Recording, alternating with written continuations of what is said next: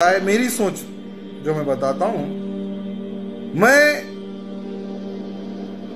ہمارا دھرم کیا ہے میں اس پہ زیادہ وشواس کرتا ہوں کہ ہمارے دھرم میں سبھی لوگوں کا مان سمان کرو اور سبھی کو ریسپیکٹ دو، ایسا ہمارے دھرموں میں لکھا ہوا ہے۔ لیکن کچھ دھرم ایسے بھی ہیں جن کے دھرم گرنتھوں میں یہ لکھا ہے کہ ہندوؤں کو مارو، ہندوؤں کا قتل کرو، کافر ہے ہندو اور ہندوؤں کو نہیں بخشنا ہے۔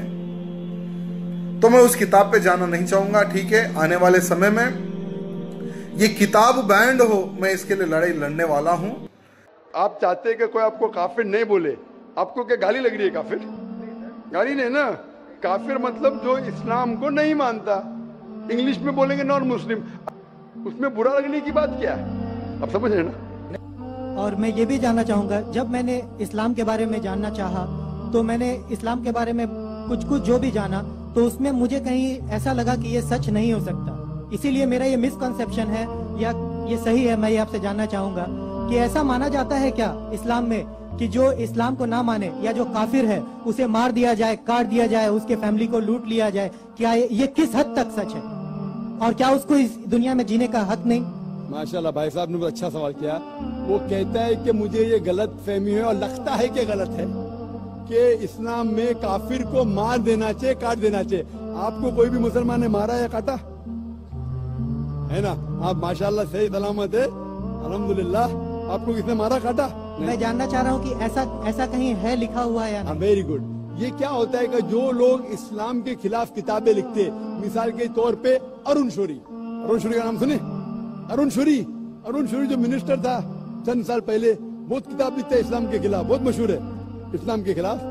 لوگ کیا کرتے؟ قرآن مجید کی آیت اٹھاتے، آؤٹ آف کانٹیکسٹ، پس منظر کے خلاف لکھتے، اور ایک آیت جو بہت اسلام کی کرٹک اچھالتے وہ سورہ توبہ کی آیت، سورہ نمبر 9 آیت نمبر 5، اور لکھتے ہیں کہ قرآن میں لکھا ہے جہاں بھی آپ کافر کو پائیں گے انٹو بریکٹس ہندو، آپ ان کا قتل کرو۔ آپ اگر قرآن مجید کھولیں گے، ترجمہ پڑھیں گے تو اس میں لکھا ہے جہاں بھی آپ کافر کو پائیں گے قتل کرو، لکھا ہے، لیکن یہ آؤٹ آف کانٹیکسٹ ہے، پس منظر کے خلاف ہے۔ پس منظر جاننے کے لیے آپ کو آیت نمبر پہلے سے پڑھنا پڑے گا۔ سورہ توبہ سورہ نمبر 9 آیت نمبر 1 سے پڑھیں گے، وہاں لکھا ہوا ہے کہ مسلم اور مشرک مکہ کے ان کے بیچ میں ایک پیس ٹریٹی تھی، ایک صلح تھی۔ یہ پیس ٹریٹی، یہ صلح ایک طرفہ مشرکوں نے توڑ دیا مکہ کے۔ جب اللہ تعالیٰ آیت نمبر 5 پہ آتے تو کہتے ہیں کہ ہم تمہیں 4 مہینے کا وقت دیتے ہیں، 4 مہینے کی مہلت، آپ سدھر جاؤ ورنہ اعلان جنگ۔ آپ نے صلح کی تھی، آپ نے صلح کو توڑی، 4 مہینے کا وقفہ، سدھر جاؤ ورنہ اعلان جنگ۔ اور پھر اللہ تعالیٰ کہتے ہیں سورہ توبہ سورہ نمبر 9 آیت نمبر 5 میں، جنگ کے میدان میں جب بھی آپ کافر کو پائیں گے، مطلب دشمن جب آئیں گے جنگ کے میدان میں تو آپ لڑو، ڈرو مت۔ ابھی کوئی بھی آرمی جنرل آج کی تاریخ میں، سپاہ سالار، وہ تھوڑی کہیں گا دشمن آئے تو بھاگ جاؤ، وہ کہیں گا ڈرو مت، لڑو، مارو۔ تو یہ جنگ کے میدان کی آیت ہے کہ آپ جب دیکھیں گے تو ڈرو مت، مارو۔ جنگ کے میدان میں جب کافر تمہیں حملہ کرنے آ رہے، مارو۔ اور ارون شوری آیت نمبر 5 سے اڑی مارتے آیت نمبر 7 میں، اس نے کتاب لکھی ورلڈ آف فتواز اسلام کے خلاف، آیت نمبر 5 سے جب مارتے آیت نمبر 7 پہ، 5 کے بعد کیا آتا ہے؟ 6 کو کھا جاتے۔ کیوں؟ 6 میں اس کا جواب ہے، اس کی بیماری کا جواب ہے۔ آیت نمبر 6 میں سورہ توبہ کے اللہ تعالیٰ فرماتے کہ اگر کوئی کافر صلح چاہتا ہے اسے چھوڑ مت دو، اسے ایسی امن کے جگہ پر محفوظ پہنچاؤ۔ کیا کہتا ہے اللہ تعالیٰ؟ اگر کوئی کافر صلح چاہتا ہے، امن چاہتا ہے، اسے چھوڑ مت دو، اسے سنبھال کے حفاظت کے ساتھ محفوظ جگہ پہ جا کے چھوڑو۔ escort him to a place of security۔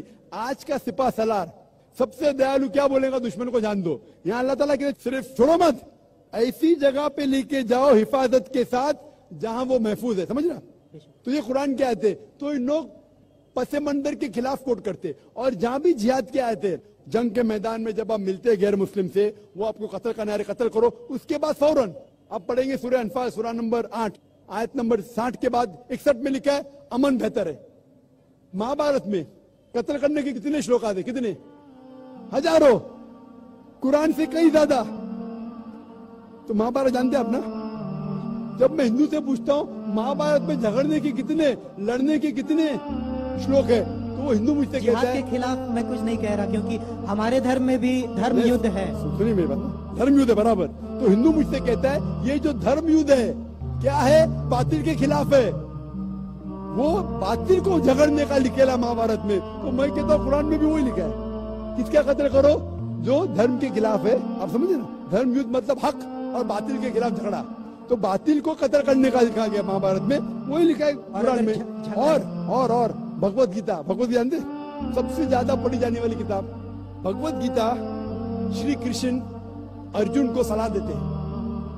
अब जब भगवत गीता पढ़ते हैं, चैप्टर नंबर 1 भाग नंबर 1 श्लोका नंबर 42, 43, 44, 45, उसके अंदर अर्जुन कहता है, झगड़ा होता है अर्जुन पांडवास और कौरवास। पांडवास 5 भाई, कौरवास 100 भाई। अर्जुन जंग के मैदान में हथियार को जमीन पे रखता है और कहता है मैं जंग के मैदान में निहत्था मरना पसंद करूंगा बनिस्बत अपने रिश्तेदार से झगड़ा करूं।